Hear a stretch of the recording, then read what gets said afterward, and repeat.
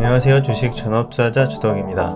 오늘도 주말에 내용을 정리하고 다음 주에 어떤 이슈가 있을지, 최근에 강했던 종목들은 어떤 종목들이 있었는지 한번 체크하는 시간을 가져보도록 하겠습니다. 일단 종목에 들어가기 앞서서 최근에 좀 이슈가 굉장히 핫한 게 있어요. 이게 좀 안 좋은 쪽으로 핫한 건데 좀 많이 걱정이 됩니다. 개인적으로. 많이들 뉴스에서 접하셨을 텐데 이제 요소수 대란이죠. 요소수 대란 그거 그냥 뭐 경유차에 들어가는 건데 그거 좀 부족하다고 뭐가 그렇게 대수냐라고 생각하시는 분들도 있을 텐데 이게 생각보다 깊게 파헤쳐 볼수록 좀 문제의 심각성이 생각보다 큰 것 같습니다. 그래서 오늘 좀 많이 그 부분에 대해서 좀 살펴보고 공부를 좀 했는데 이게 사실상 우리나라 증시가 이렇게 좀 잘 올라가지 못하고 계속 빌빌대고 빠지는 흐름이 오히려 빠지고 있죠. 한 달 전부터 예견되었던 요소수 대란이 어떻게 산업의 전반적인 경제에 어떤 파장을 미칠 것인가에 대해서 어느 정도 조금 반영을 하고 있지 않나.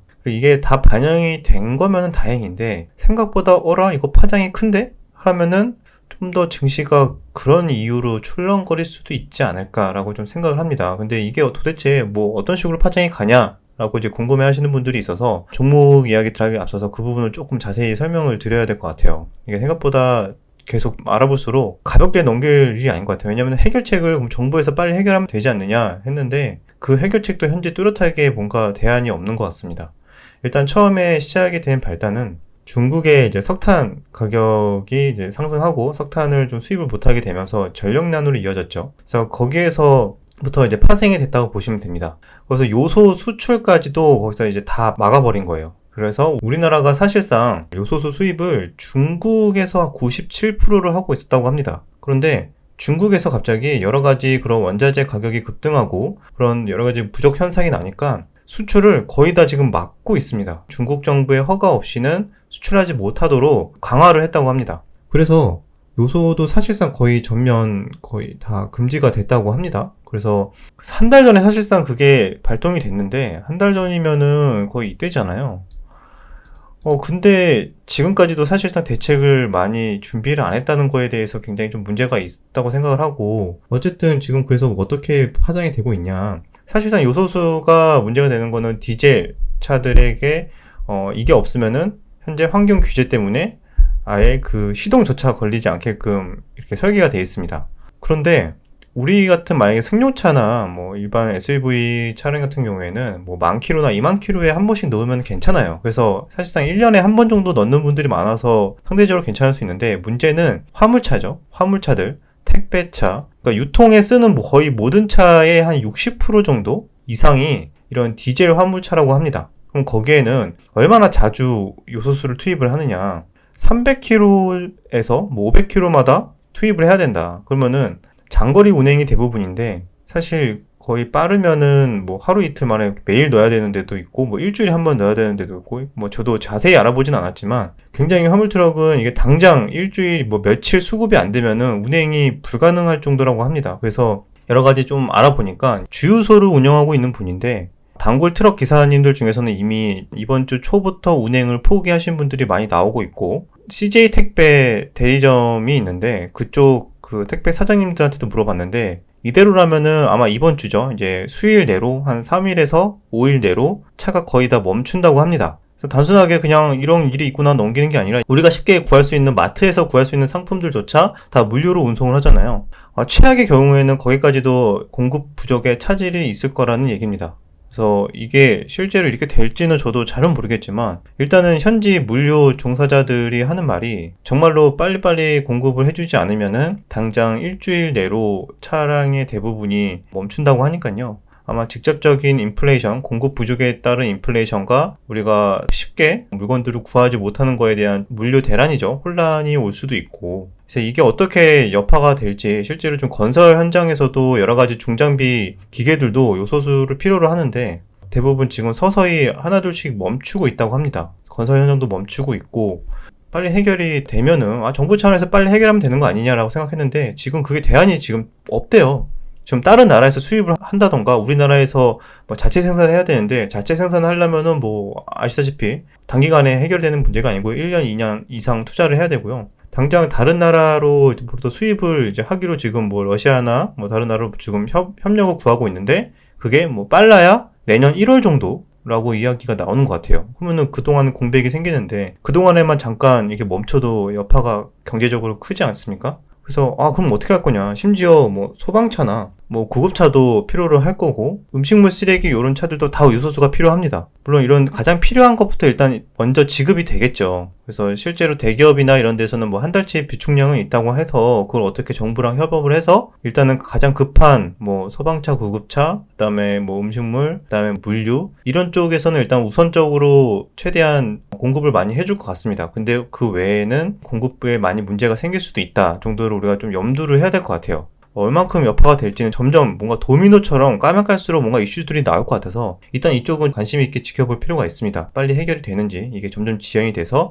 그 여파가 경제적으로 얼마나 크게 오는지. 그리고 요소수와 비슷하게 철강 쪽도 중국에서 막히면서 원자재 가격이 상승하고 있는데 뭐 이런 영향도 있을 것 같고, 그 외에도 실리콘 부족, 마그네슘, 비료 여러 가지 이슈들이 있습니다. 그러니까 비료 가격도 이미 두세 배 이상 상승하고 있고, 농민들이 내년 농사를 짓기 위해서 비료들을 구하려고 하는데 요소 비료는 아예 구할 수가 없다고 하고, 그 외의 비료는 뭐 가격이 2배, 3배 정도 다 올랐다고 합니다. 당연히 내년에 인플레이션으로 연결이 되겠죠. 저도 좀 자세히 확인은 못했는데 뉴스에서 내용 확인한 것만 체크하는 겁니다. 실제로 뉴스에 나온 체크인데 뭐 실리콘과 마그네슘도 중국으로부터 의존을 하고 있는데 그 부분이 많이 막히게 되면서 실리콘 가격도 실제로 현장에서 한 2배에서 3배 가까이 급등을 했다고 합니다. 여러 가지 전방위적으로 중국에서 비롯된 이런 공급 부족 현상이 도미노처럼 우리가 정말 실물로 이제 겪게 되는 그런 상황이 오고 있구나. 중국이 전력 대란을 우리가 한 달 전에 겪고 있었을 때 중국 저러고 있네 하면서 그냥 강 건너 불구경 하듯이 우리는 지켜봤습니다. 당장 우리나라에는 뭐 큰 타격이 없는 것 같으니까. 그런데 중국의 의존도가 역시 크다 보니까 어쩔 수 없이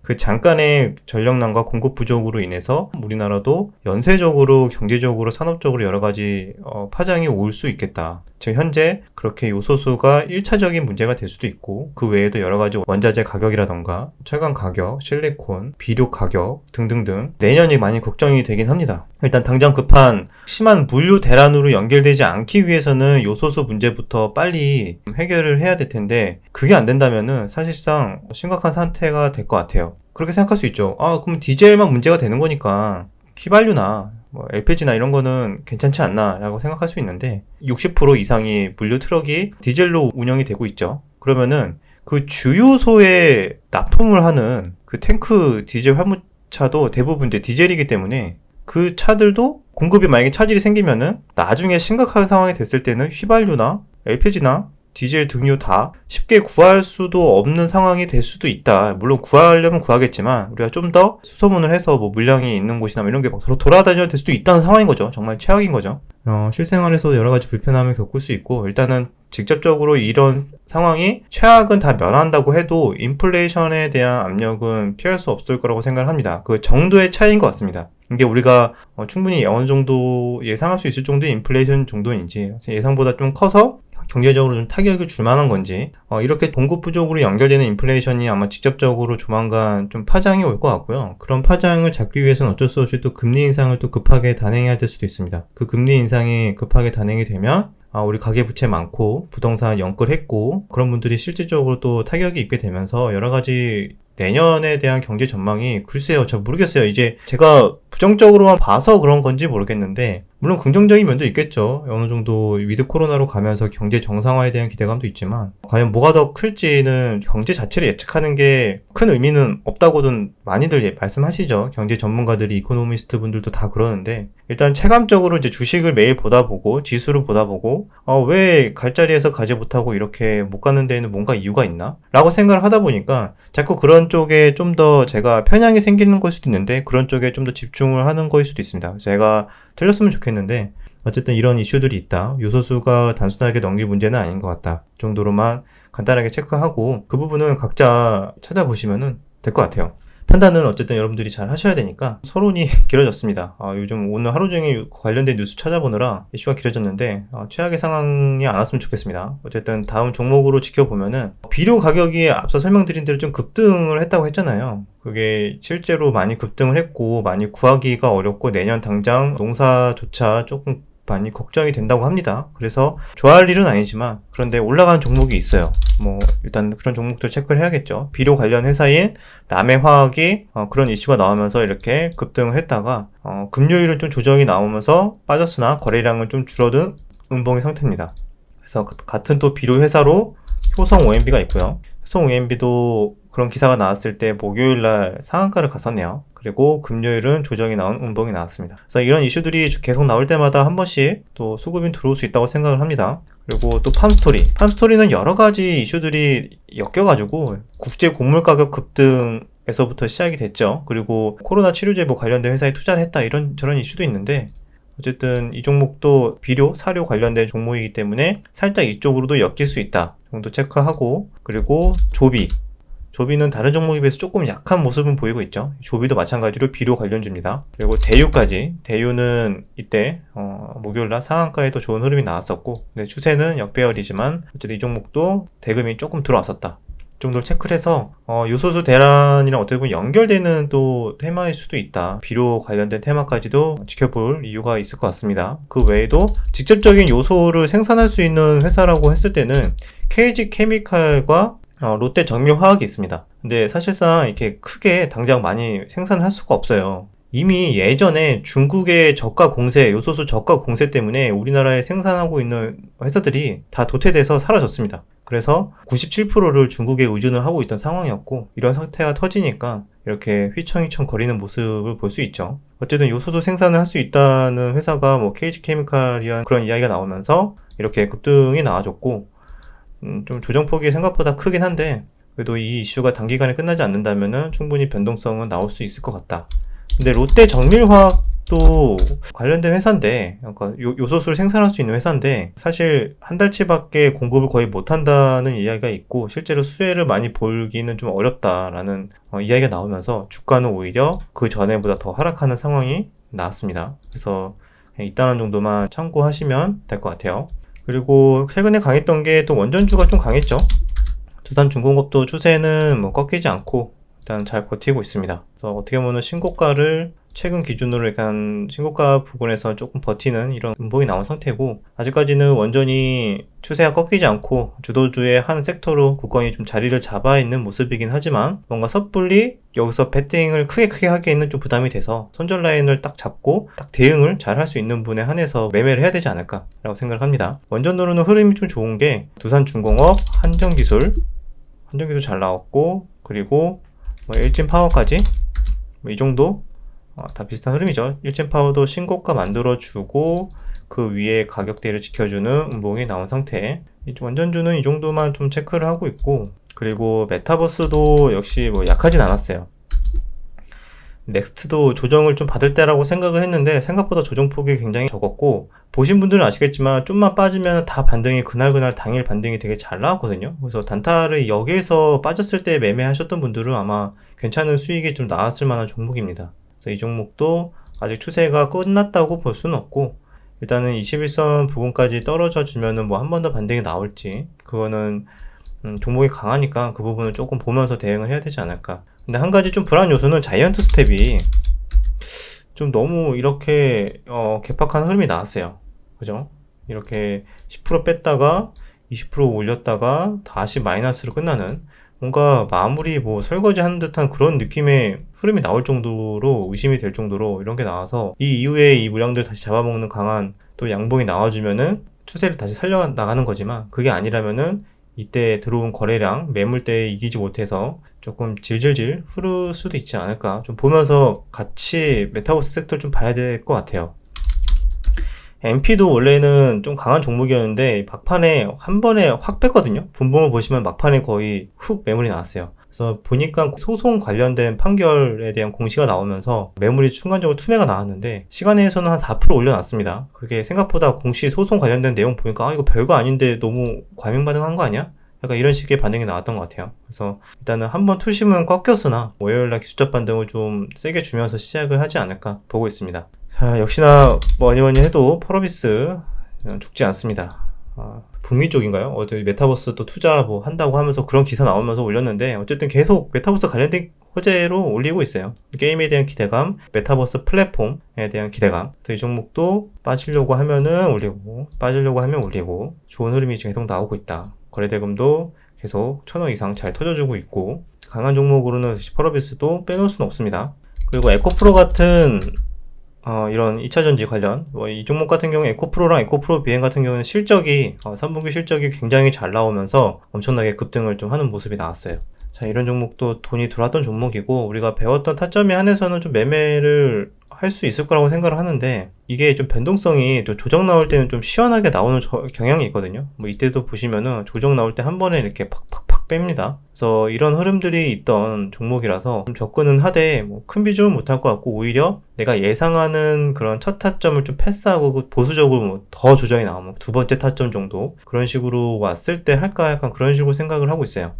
그리고 카카오 게임즈도 강했고 카카오 게임즈도 생각보다 굉장히 강한 흐름이 나오고 있습니다. 이렇게 실적이 좋게 나올 거라고 내년까지도 굉장히 좋게 나올 거라는 분석 보고서가 나오면서 12만원 목표가를 설정했죠. 그래서 그런 얘기가 나오면서 이런 흐름이 나왔는데 어쨌든 이 종목도 생각보다 그렇게 가볍진 않아요. 시총이 있으니까. 그래서 충분히 눌림목은 줄 거라고 생각을 합니다. 보면서 좀 저희도 눌림목이 정말 좀 무섭게 주지 않으면서 어느 정도 적당히 흐름이 나와준다면은 할지 말지 좀 고민을 할 것 같습니다.